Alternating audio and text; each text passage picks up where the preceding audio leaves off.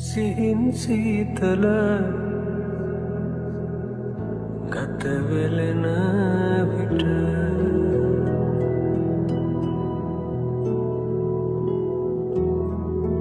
උරහිසේ හිස හොවා හෙමීට සුසුම් මහුරක සුවය විඳිනට